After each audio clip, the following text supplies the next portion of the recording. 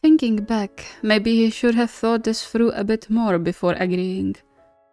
The challenge was great, but since Asahi was much taller than him, it required some actual planning, which Noya really didn't want to bother with. He just wanted to shower his boyfriend with kisses. Since Asahi assured him nothing serious was going on, Noya could sense a shift in his behavior. He was more careful about his work schedule, but there was still tension present in his shoulders, as was the worried crease on his forehead. Noya was worried, of course he was, but decided not to push the subject too much.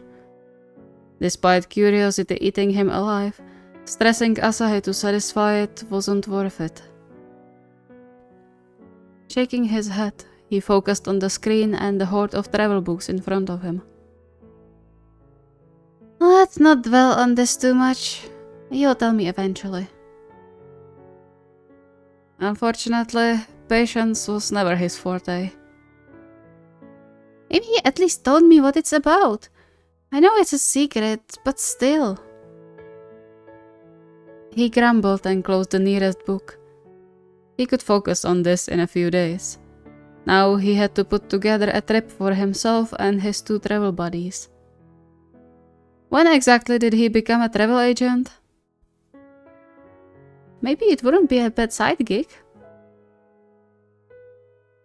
He rejoiced when the door behind him closed.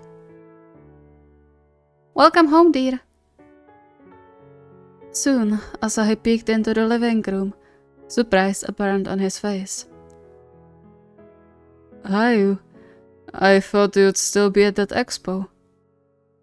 Yeah, there was almost nothing new from the last year, so we didn't spend long there.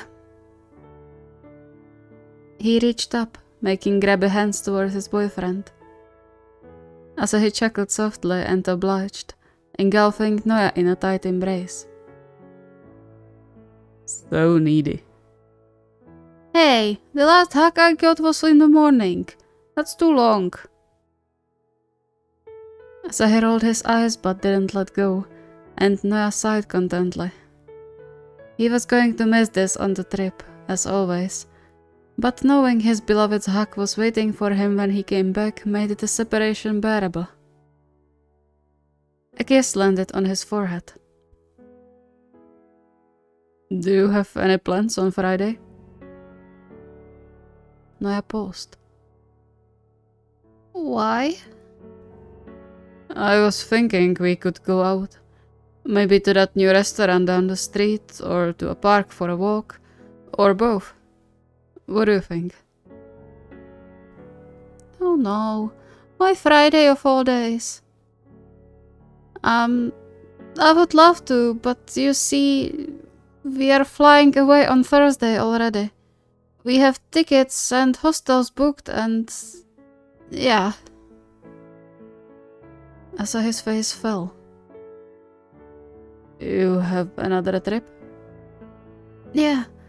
It was a bit spontaneous because the tickets were so cheap. I'm sorry I didn't tell you sooner. We can go out tomorrow if you want. Or tonight if you aren't too tired. I don't mind. Asahi smiled and ruffled his hair, but Noya wasn't blind, seeing just how forced the smile was. It's alright. You should prepare for the trip. We wouldn't want you to be tired or forget something important. It was just an idea. We can go out after you come back. He squeezed Noya's sides before letting go, leaving Noya slightly baffled and severely worried. He got up before the office door closed and followed after Asahi, finding him unpacking his sketching notebooks and the projects he was currently working on. Are you mad?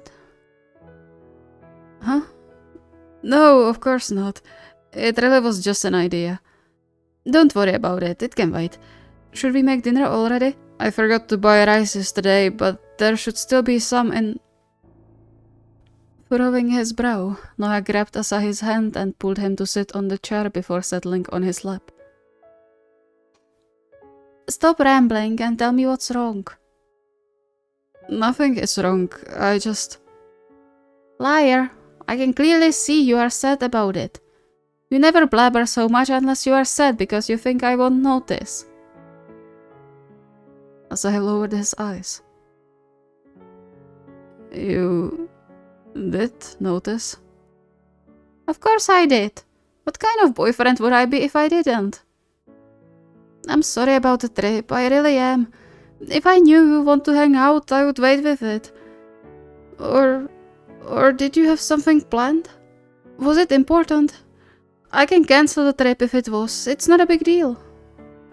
No, please, don't do that because of me. It wasn't anything important. He sighed and forced another smile. It can wait until you come back. Don't worry about it. Noah clenched his jaw, contemplating his options. He felt bad for crossing Asahi's plans, but he didn't see any way to learn the truth without pushing Asahi to build another mental wall between them. Sighing, he pressed his lips against Asahi's neck, leaving a few light kisses on his skin. Alright, but we are going out the moment I get back. To his surprise, Asahi relaxed after the kisses and pulled him to his chest. Yeah, let's do that. Noah hummed, a little disappointed by the reaction, but then just closed his eyes and melted into Asahi's arms, shivering when Asahi whispered into his ear. I really love you, you know? Then why do you sound so strange? I love you too. It was going to be a long, long wait.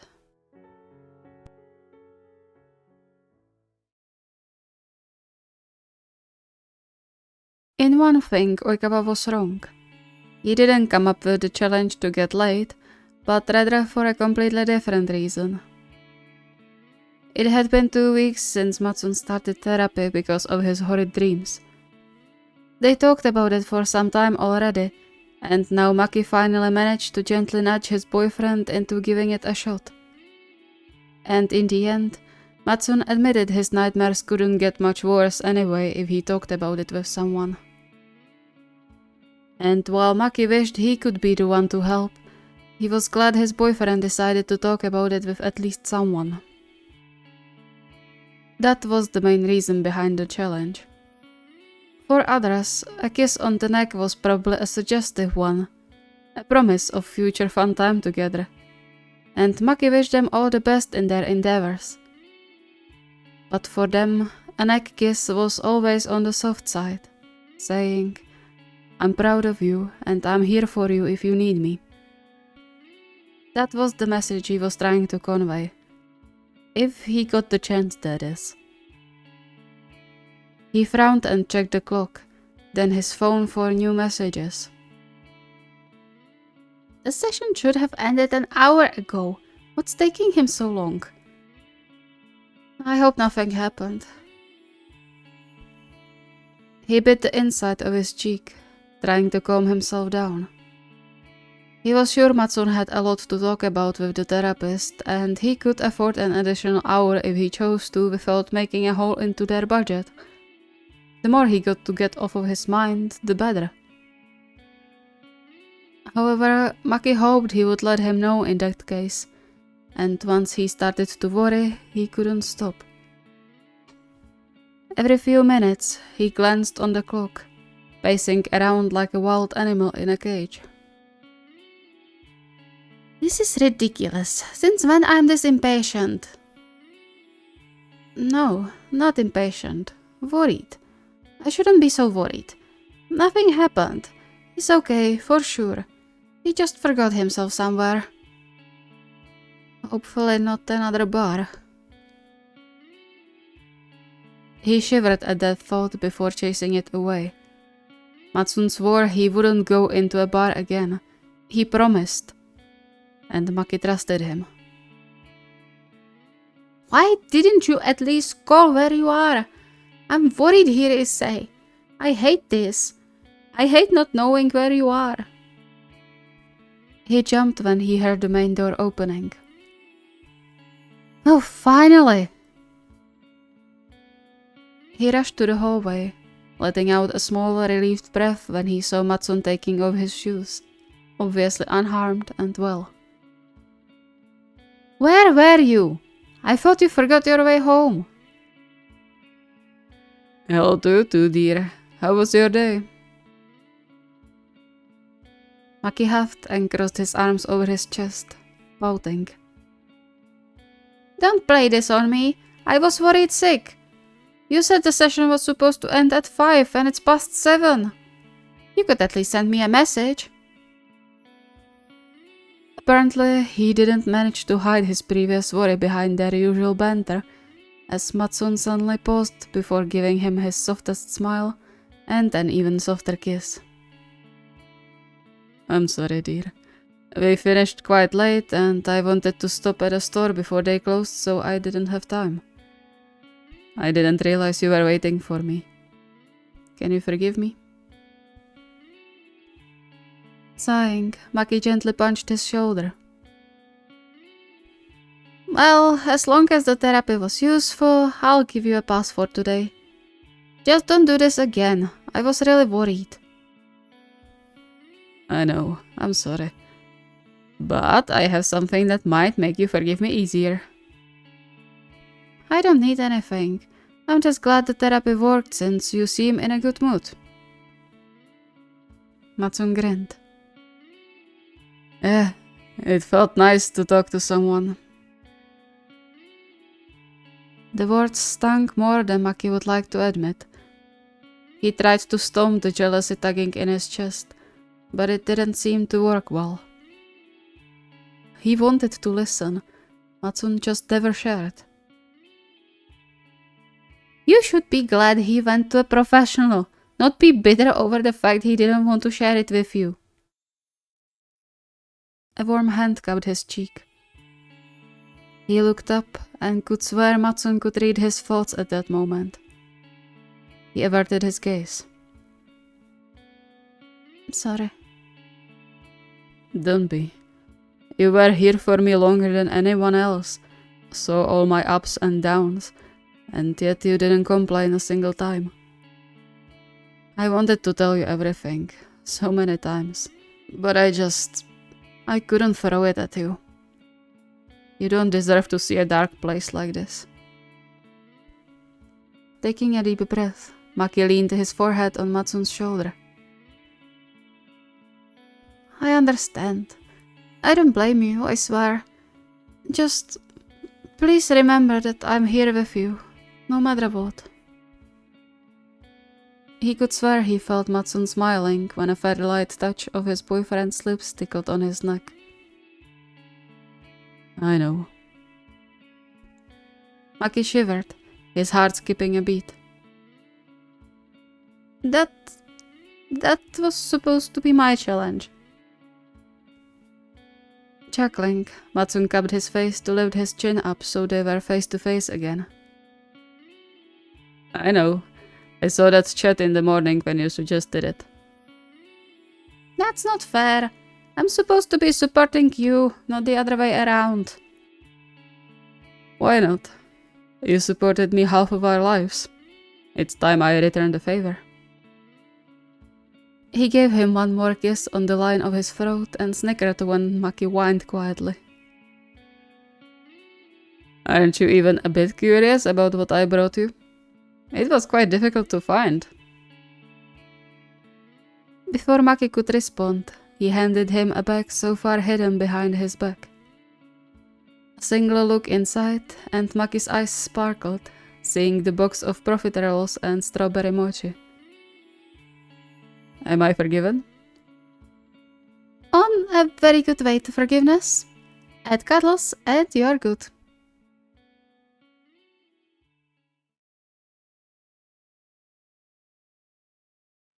The moment he locked his phone, Kogane let out a deep sigh, thinking.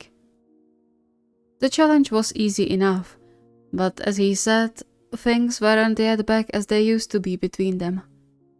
The last thing he wanted was to take a too big of a step and ruin everything by rushing. He was seriously happy about their progress, proud of Goshiki for taking the new challenge head on and doing his best to communicate his feelings instead of bottling them up. He gave it his all, so much so that Kogane was actually starting to worry about his mental health and stress levels. He didn't want Goshiki to slip back into the spiral of overworking himself and potentially get injured again. One time was enough, and he didn't want to see his boyfriend broken to pieces again. And on top of that, there was Goshiki's standing towards affection. Specifically, the fact he thought he wasn't worth the cheesy romance stuff from movies and manga just because he was a man and not a pretty girl. Kogane always found that stupid, and right now it posed yet another problem. Well, I guess we will see. Let's just hope I don't mess it up somehow. Ona-san said I can take it as an opportunity to break the ice, so let's do that. Maybe he will relax after this and won't be so scared to get closer to me. He glanced to the kitchen, the clinking of utensils creating a somewhat homely atmosphere. Goshiki insisted on cooking that day, even though he was tired from practice, not to be persuaded otherwise. That could work for the challenge. After all, Goshiki wasn't supposed to see it coming, right? He got up, sending a quick prayer to the gods, and headed to the kitchen. He found Goshiki busy by the stove with his back turned to him, and so he rather knocked on the counter to avoid startling him. Still, Goshiki looked rattled when he turned around despite the small smile he gave him. It will be done in a bit. Okay. What are we having today? Blushing light pink, Goshiki quickly turned back to the pans. Rice and some vegetables. I don't think it has a name, it's... My mom used to make this sometimes, so I thought I could try it too. It's nothing special, but it's good, I promise. Kogane furrowed his brow, a bad feeling settling in his stomach. It almost sounded like Goshiki was scared of his reaction to the food, which didn't make any sense. Kogane couldn't recall a single instance when he would criticize Goshiki's cooking, so why the sudden worry? Did someone say something to you again? Or did you manage to hide it from me until now? He wasn't sure which option was worse. Taking a deep breath, he wrapped his arms around Goshiki's waist from behind, leaving a tender kiss on the side of his neck. The spatula tumbled on the floor with a sharp clap. Goshiki froze in his arms, and Kogane's heart stopped for a beat. Tsu? Goshiki didn't answer and just stared into the sizzling pan with his hand still hovering in the air, and Kogane panicked when he spotted the big tears rolling down his boyfriend's face. Tsu, what's wrong? He quickly sat trembling Goshiki on the nearby chair, his chest constricting with panic as Goshiki collapsed on the chair, more tears falling into his lap. Shit, what did I do? That wasn't supposed to happen. I'm sorry, Tsu. I'm so sorry. I didn't mean to make you cry. I didn't want this, I swear. He instinctively reached up to pat Goshiki's hair, his mind racing. He was meant to help their relationship, not traumatize his boyfriend further and make him cry. Tsu, please tell me what's wrong. I'm sorry, I didn't want this. He staggered a bit when Goshiki suddenly threw himself around his neck, the hiccupy sobs by his ear cracking his heart. It only took him a split second to wrap his arms around Goshiki too, pulling him close to his chest while gently rubbing his back. Shh, it's okay, I've got you. I'm not going anywhere, I promise. He let Goshiki cry and just continued to cast soothing circles into his back, only reaching over to turn the stove off. A soft whine escaped Goshiki's mouth with the motion, his fingers tightening on Kogane's t-shirt as if he was scared Kogane would disappear if he let go, and Kogane's heart broke. When the sobs finally turned into soft hiccups, he pulled away and cupped Goshiki's cheek, his heart sinking upon seeing his broken expression. "Two." Goshiki's lip quivered when he looked up, his eyes red and puffy. "Sorry. No, don't apologize, please. I really didn't want this. I just wanted to kiss you, not make you cry." Goshiki's eyes glossed over again. I thought you would never do this again." "Why wouldn't I want to kiss you?" "Because I'm a mess and so slow and not trying enough." Kogane paused. "Who told you that? You aren't a mess. You're amazing and trying so hard in everything you do." Goshiki hid his face in his palms, but even like that, Kogane could see he was on the edge of breaking down again. He resumed their previous position, gently rocking them from side to side. "Please don't say that to make me stop. I wouldn't. But you are amazing. You're trying so hard to make everything right. I can see that. All the progress you've made. It's amazing and I'm so proud of you. I want to hug you again and kiss you and cuddle and everything. I still love you. Nothing changed on that."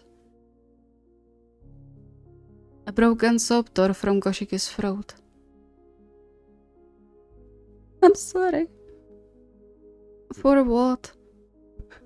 "For being so useless." "You aren't. And if someone told you that, I'll have a word with them. They have no right to tell you something like that."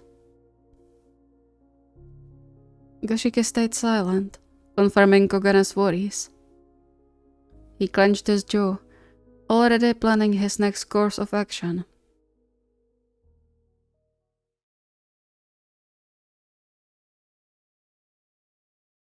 "This doesn't seem like a good time to do a challenge, honestly." He sighed and squeezed the medical record he was reading in his hand. It had been about an hour since Tanaka came home. Though came was not the correct word for what he witnessed. The man stormed through the door and no less than slammed it behind him, so hard that some of the dishes stored in cupboards rattled. Just like Enoshita's heart. It was a strange, unfamiliar sight to see Tanaka this angry. He could get annoyed, sure, and his "I'm about to fight you" face wasn't anything new to Enoshita. But this time, he could tell his boyfriend was truly mad, and he had no idea why. Though the truth was, Tanaka was acting strange for the past several days. Frowning all the time, often responding with only grunts or two-word sentences as if everything Enoshita did and said was the most annoying thing ever. And so Enoshita stopped saying much, only when it was absolutely needed while trying to think of what could set Tanaka off like this. It almost felt like Tanaka forgot Enoshita was living with him as his boyfriend half of the time. He hoped the challenge could help him with the problem, but the longer he watched Tanaka visibly fuming while doing who knows what on his phone, he started to lose courage.